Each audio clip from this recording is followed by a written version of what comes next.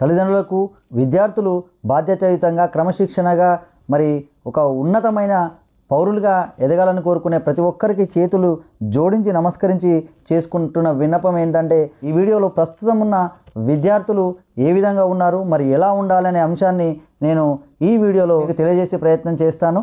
ఇది ఖచ్చితంగా చివరి వరకు చూడండి. వీలున్నంత మందికి షేర్ చేయండి.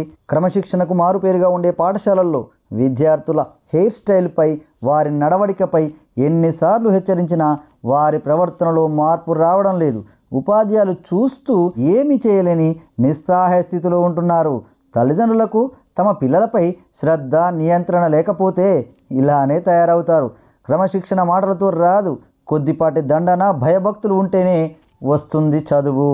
పిల్లలకు బడిలో భయం లేదు, ఇంట్లో భయం లేదు. అందుచేతనే సమాజం ఈరోజు భయభ్రాంతులకు గురి అవుతున్నది. వాళ్ళే ఈ రోజుల్లో రౌడీలుగా తిరుగుతున్నారు. అభం శుభం తెలియని వాళ్ళను పొట్టన పెట్టుకుంటున్నారు. గురువును గౌరవించిన సమాజం వినాశకాలానికి గురవుతుంది. ఇది నిజం. గురువు అంటే భయం లేదు మరియు గౌరవం లేదు. ఇక చదువు, సంస్కారం ఎట్లా వస్తుంది? కొట్టొద్దు, తిట్టొద్దు.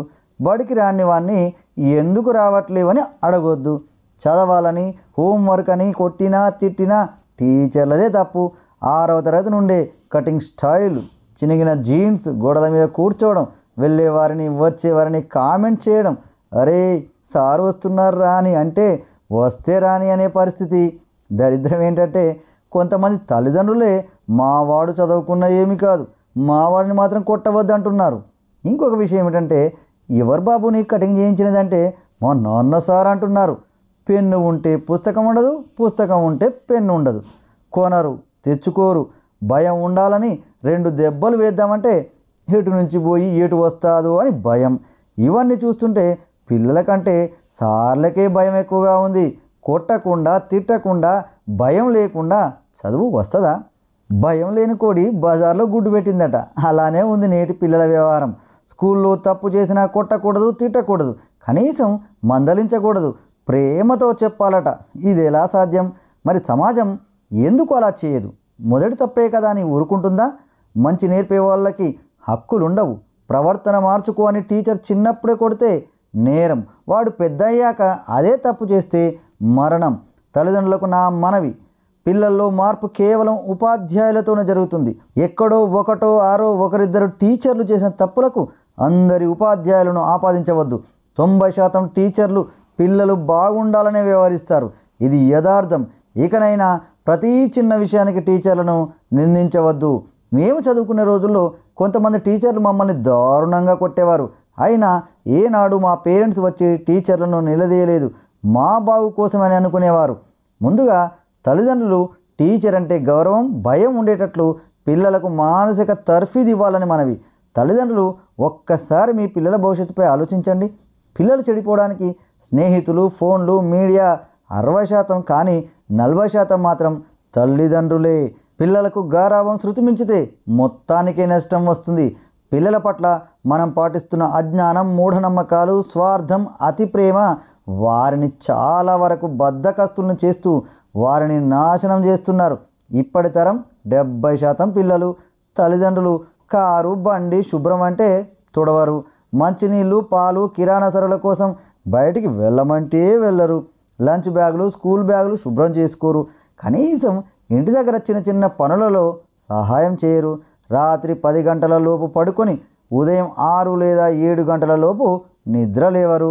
గట్టిగా మాట్లాడితే ఎదురు తిరగబడి సమాధానం చెప్తారు. తిడితే వస్తువులను విసిరి కొడతారు. ఎప్పుడైనా దాచుకోమని డబ్బులు ఇస్తే మనకు తెలియకుండా ice creams, cool drinks, noodles, ఫ్రెండ్స్కి పార్టీలు, ఫ్రెండ్స్ కోసం గిఫ్టులు కొనుగోలు చేస్తున్నారు. ఆడపిల్లలు అయితే తిన్న కంచం కూడా గడగడం లేదు. ఇల్లు ఊడ్చడం అంటే కోపాలు వచ్చేస్తున్నాయి. అతిథులు వస్తే కనీసం గ్లాసుడు మంచినీళ్ళు ఇవ్వాలన్న ఆలోచన లేని అమ్మాయిలు కూడా ఉన్నారు. 20 సంవత్సరాలు దాటిన చాలామంది ఆడపిల్లలకు వంట చేయడం రాదు. బట్టలు పద్ధతిగా ఉండాలంటే ఎక్కడ లేని కోపం వీరికి. కల్చర్, ట్రెండ్, టెక్నాలజీ పేరిట వింత పోకడలు, వారిస్తే వెర్రి పనులు. మనమే పిల్లల చేత అవన్నీ చేయించడం లేదు. పై వాటికి కారణం మనమే. ఎందుకంటే మనకు అహం, పరువు మరియు ప్రతిష్టలు అడ్డొస్తున్నాయి. చూసే వాళ్లకు మనం మంచి హోదాలో ఉండాలి, రిచ్ లుక్, స్టేటస్ మెయింటైన్ చేయాలని భ్రమలో ఉన్నాం. గారాబంతో పెరిగిన వారు మధ్యలో మారమంటే మారడం అస్సలు జరగదు. వారిని కష్టపెట్టమని కాదు ఇక్కడ చెప్పేది, కష్టం గురించి తెలిసేలా పెంచండి. కష్టం, డబ్బు, సమయం, ఆరోగ్యం విలువ తెలియకపోతే వారికి జీవితం విలువ తెలియదు. ప్రేమతో గారాబంగా మనం చేస్తున్న తప్పుల వలన కొందరు యువత 15 ఏళ్లకే సిగరెట్స్, మందు, బెట్టింగ్, డ్రగ్స్, దొంగతనాలు, రేపులు, హత్యలు చేస్తున్నారు. మరికొంతమంది సోమరిపోతులా తయారవుతున్నారు. అభినయాలు కనబడడం లేదు, అనకవుగా ఉండడం రాదు, సంస్కృతి సాంప్రదాయాలు పట్టించుకోవడం లేదు. ఇలాగే ఉంటే కొంతకాలానికి తల్లిదండ్రులను గౌరవించే పద్ధతి కూడా లేకుండా పోయినా ఆశ్చర్యపోవాల్సిన అవసరం లేదు. భార్యకు వంట వండడం సరిగా రాదని నేటి యువత బిర్యానీలు, కర్రీ పాయింట్ల వెంట పడుతూ చిన్న వయసులోనే gastric, ulcer, gall bladder stones, kidney స్టోన్ల బారిన పడుతున్నారు. మరొక ఫ్యాషన్ ఏమిటంటే పెరుగు, మజ్జిగ తీసుకుంటే వాంతులు చేసుకోవడం. కొన్ని ఆహార పదార్థాలు ఎంత ఆరోగ్యకరమైనా కూడా వాళ్లకు అనవసరం. కాలేజీ పిల్లలైతే సరిగ్గా ఒక పిడికిలి పట్టేంత టిఫిన్, లంచ్, చిన్న బాక్స్ రైస్. చాలామంది ఫ్రూట్స్ అసలు తినరు. గర్భవతులైన తర్వాత వారి బాధలు వర్ణనాతీతం. టోటల్ మెడిసిన్ మీద డిపెండ్ అవ్వటం.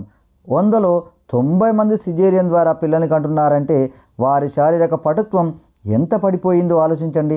అలా ఉంటే పుట్టే పిల్లలు కూడా ఏదో ఒక జన్యు లోపంతో పుడుతున్నారు. 3వ తరగతి పిల్లాడికి సోడా బుడ్డి లాంటి కళ్ళద్దాలు, 5వ తరగతి వారికి అల్సర్, బీపీలు, 10వ తరగతి దాటేలోపు ఎన్నో ఆరోగ్య సమస్యలు వస్తున్నాయి. వీటన్నిటికీ కారణం మనం మన పిల్లలను సరైన పద్ధతిలో పెంచకపోవడమే. అందుకే తల్లిదండ్రులు మారాలి. రేపటి సమాజానికి ఏమి నేర్పుతున్నామో ఒక్కసారి ఆలోచన చేయండి.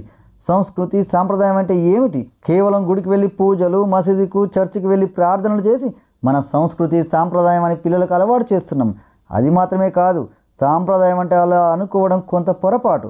పిల్లలకు బాధ్యత, మర్యాద, గౌరవం, కష్టం, నష్టం, ఓర్పు, సహనం, దాతృత్వం, ప్రేమ, అనురాగం, సహాయం, సహకారం, నాయకత్వం, మానసిక దృఢత్వం, కుటుంబ బంధాలు, అనుబంధాలు, దైవభక్తి, దేశభక్తి కొంచెం కష్టమైనా సరే ఇవి తప్పక చిన్న వయసులోనే పిల్లలకు అలవాటు చేయాలి. మంది కోసం బతకవద్దు, మన ఆరోగ్యం, మన ఆనందం కోసం న్యాయంగా బతుకుదాం. ఇవన్నీ అలవాటు అయితే ఆరోగ్యం, మానసిక పరిస్థితి, సామాజిక స్పృహ, ఉత్తమ జీవన విధానం వారికి అందించిన వారం అవుతాం.